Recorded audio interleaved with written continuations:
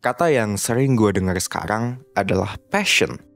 Kata orang-orang, passion itu bisa menginspirasi lo. Katanya bisa mendorong lo untuk mencapai impian lo.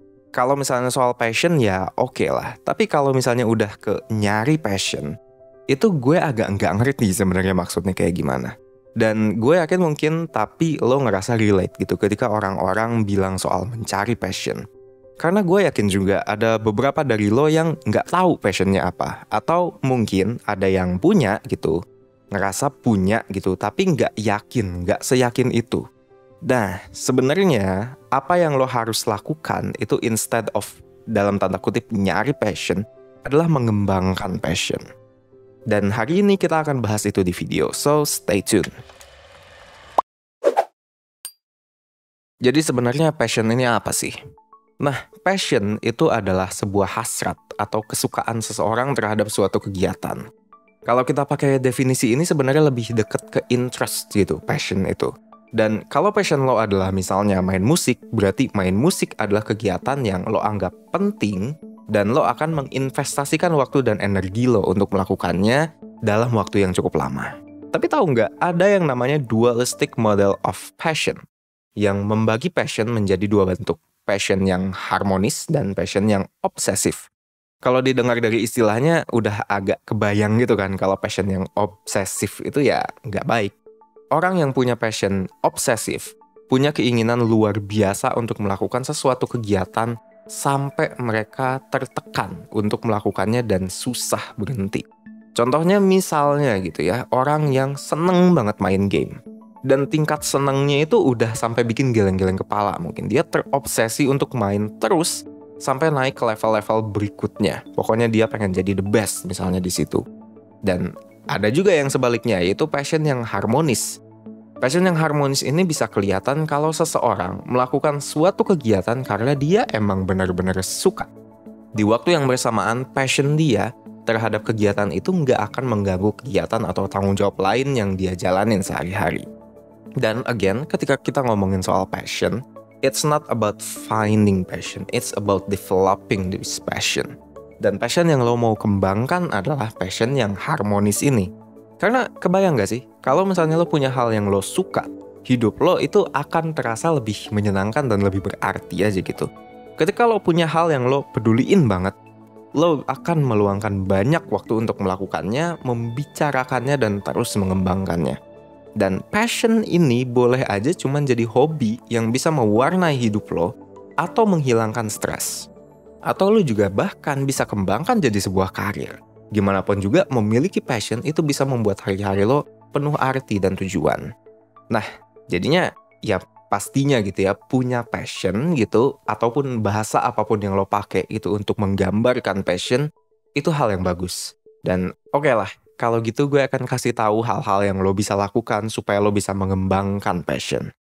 Pertama, lo harus mulai dengan mengenal diri lo. Coba identifikasi apa aja sih hal-hal yang membuat lo senang dan apa aja kemampuan lo.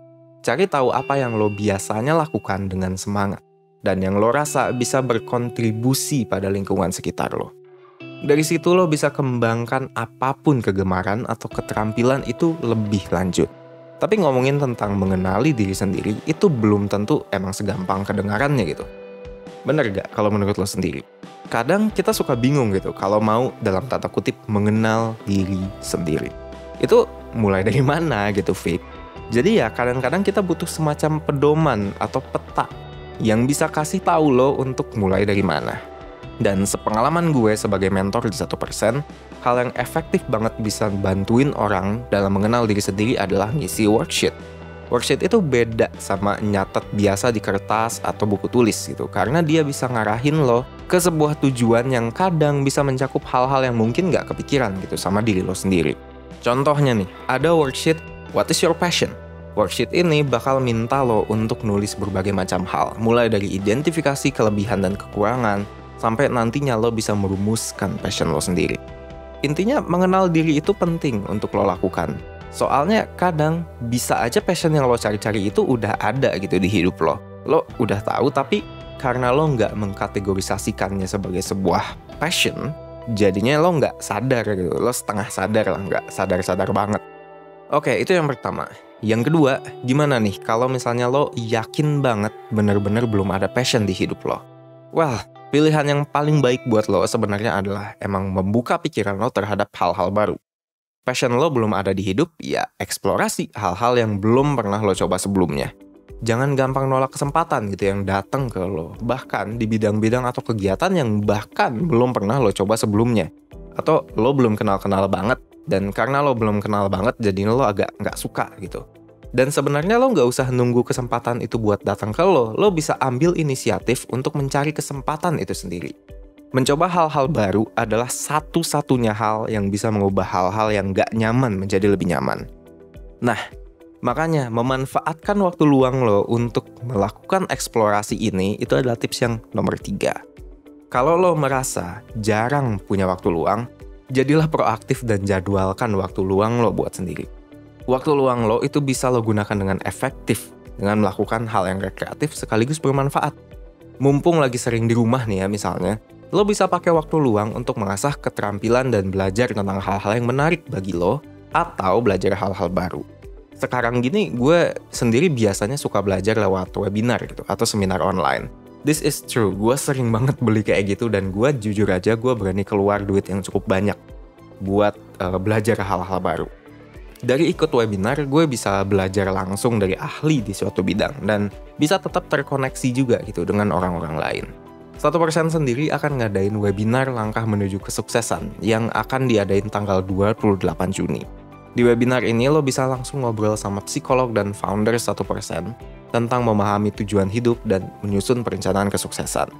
Dengan ikut webinar ini lo bisa dapat sertifikat, lo bisa dapat diskon layanan 1% dan kesempatan untuk ngisi worksheet yang tadi gue udah sempat jelasin. Jadi manfaat webinar ini akan terus ada, terus menerus sampai bahkan setelah acaranya selesai. Karena lo bisa lanjut diskusi tentang segala hal seputar passion dan kesuksesan dengan komunitas kelas webinar yang terdiri dari pembicara dan peserta lain di grup Telegram. Lo juga bisa cari tahu info lebih lanjut tentang webinar ini dengan klik link di description box. Tapi yang gue pengen lo inget, passion diri lo yang sesungguhnya belum akan terlihat kalau misalnya lo belum memberanikan diri untuk mengenali diri sendiri dan melakukan eksplorasi. Karena mungkin aja passion yang lo cari-cari itu udah ada di depan mata lo. Ya udah, sekian aja video dari gue hari ini. Semoga gue bisa dapat kesempatan lebih lanjut untuk menjelaskan soal passion. Karena kayaknya waktu hari ini cukup singkat gitu ya untuk gue menjelaskan lebih lanjut karena terlalu panjang nanti videonya. Atau mungkin nanti kita bisa ngobrol juga di webinarnya 1%. Ya udah, gue Vicky, see you in the next video.